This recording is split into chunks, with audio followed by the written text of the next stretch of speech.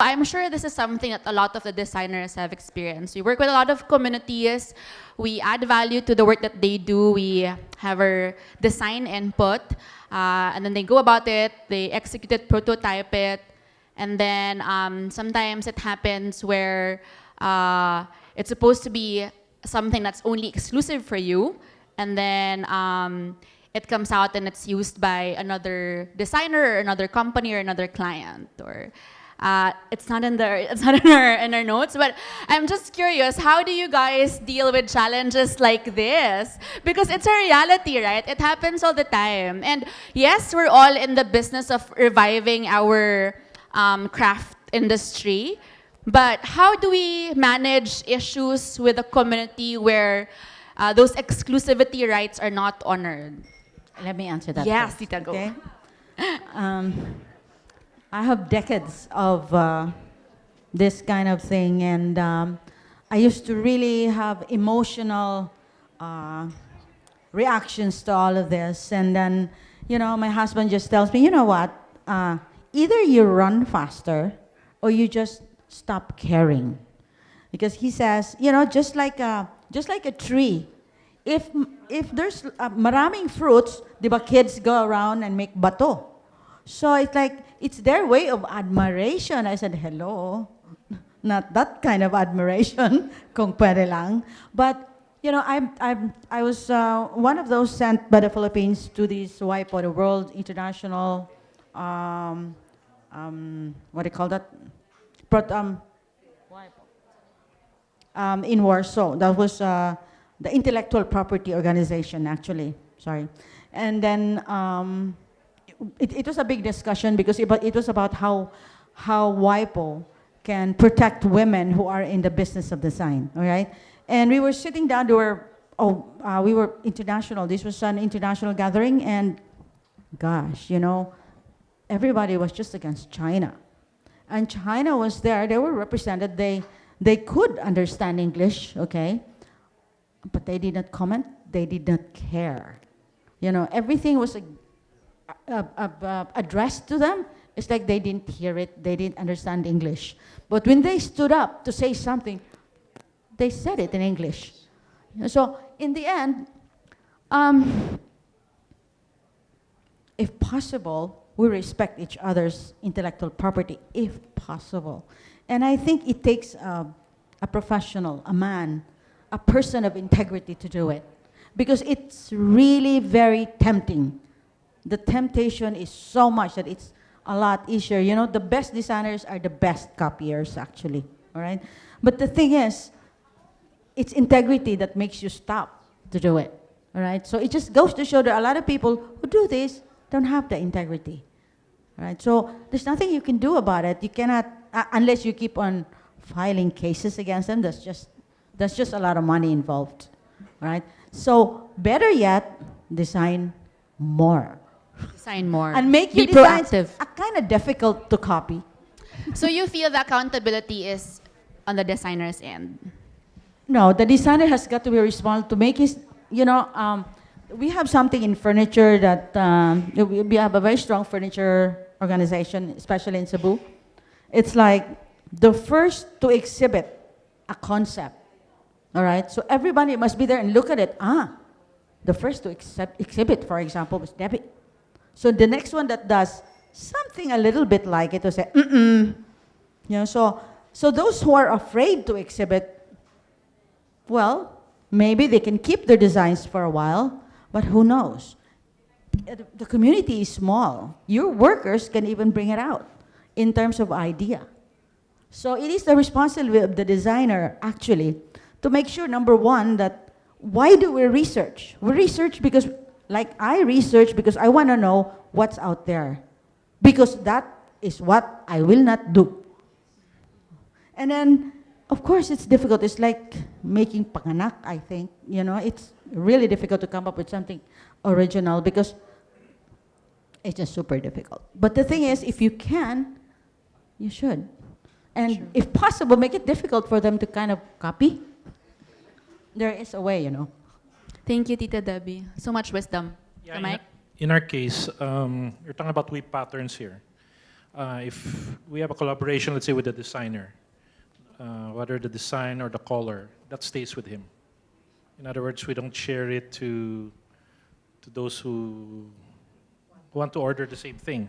How So do we- the communities honor that though? that- Do you have a that- contract We with them? control it. We do the controlling. control it. Yes, and we make sure that they don't do it, because we're going to get into trouble. In fact, I told them we have a non-disclosure agreement. It should be They respected. understand that. And they understand it. And that if it means the closure of your weaving center, it's not worth it. Now, in case a client, for example, really likes a design, we ask permission from the original designer if it's possible.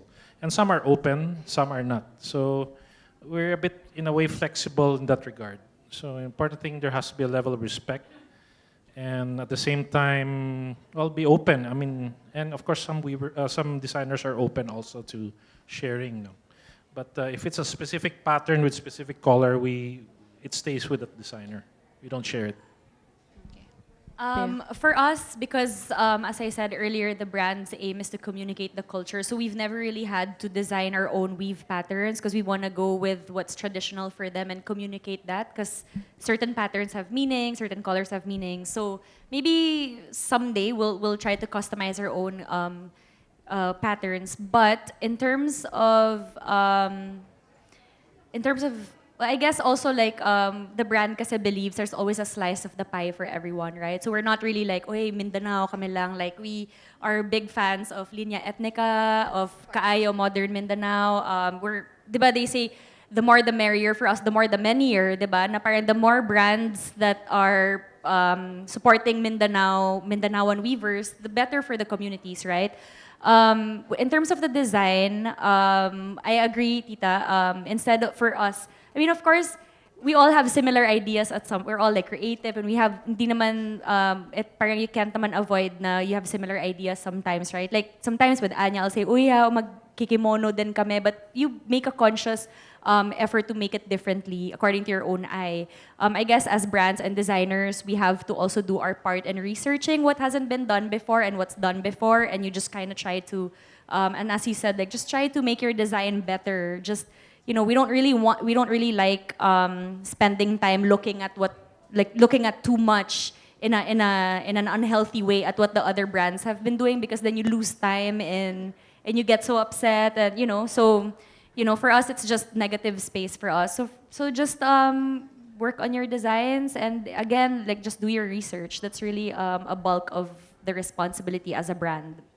Thank you. I brought this up because I think as creative entrepreneurs and as designers, it's also a role to educate that we don't take full ownership of what we come up with. Sell or what we present to the market is co-created by our partner community artisans, and they have every right to the design as much as we do, and we have to honor that, because most of these designs are from their indigenous traditional practices or are inspired by nature and whatnot. And so the relationship is really co-creation with these designers. In the topic of creation, last question I promise. So what drives you to keep innovating? It's an exciting time to be in the business or in the work of really working with traditional crafts and our living traditions because we're getting so much support also from our conscious consumers. We're very fortunate to have platforms like ArteFino where we can keep celebrating culture, keep innovating culture. So apart from ArteFino, what prompts you and drives you to keep innovating and to keep sharing generously your talents and designs to our partner artisans? And what are we to look forward to in ArteFino or in the coming years? For us, our narrative is ever evolving. As I said in my Instagram caption earlier, it's ever evolving because when we started, there was very little knowledge about a certain community. And then now, again, thanks to platforms like ArteFino, the knowledge is, the information's getting out there, right? So of course, it's not anymore a case of like, they have to know about us. No, some people already know about us. How do you take it to the next level of bringing back to the community also.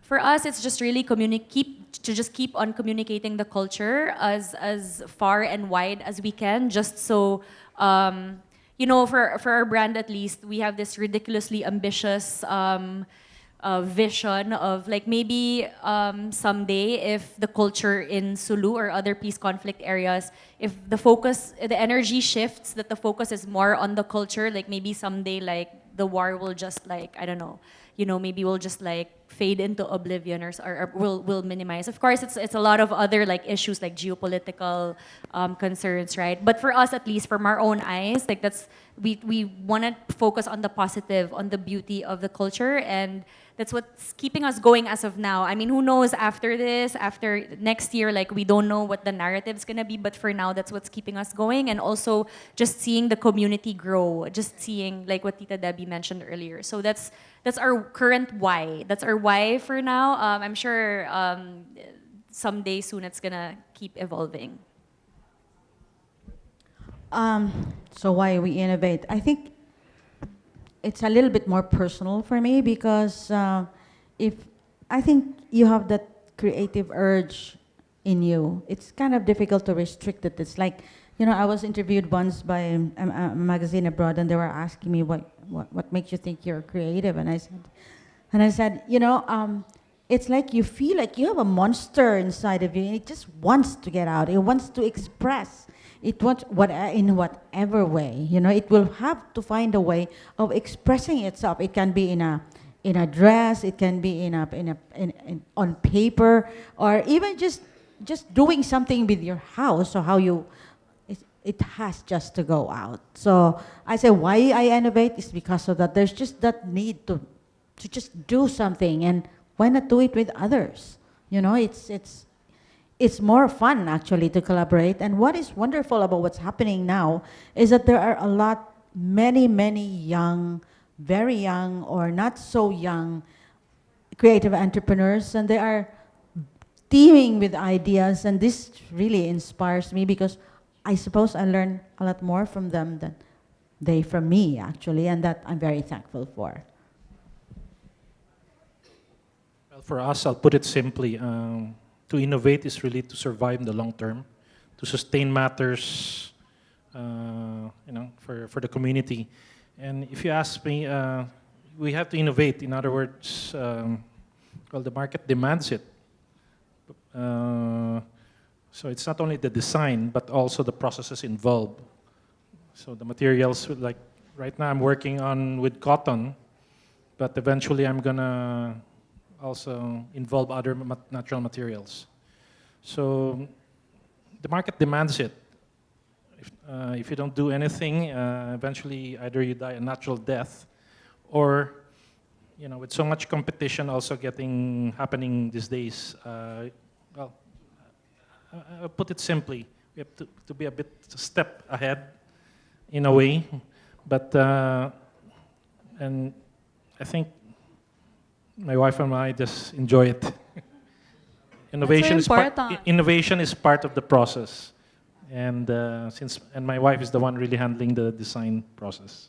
Beautiful. I'm just the supporter. Yeah. Banj, B-A-N-J. Oh yeah, it's a shame she's not here. Oh, Joanna, sorry. You should see them in their element at work at ArteFino. They're a sight to see. Very passionate. Yeah. So we do argue. I mean, I'm not saying that it's always smooth sailing, but again, communication. So ideas. She asks me, would this color go with this? Yeah, we communicate up to that level. But when it comes to the delivery, sa production, that's her strength.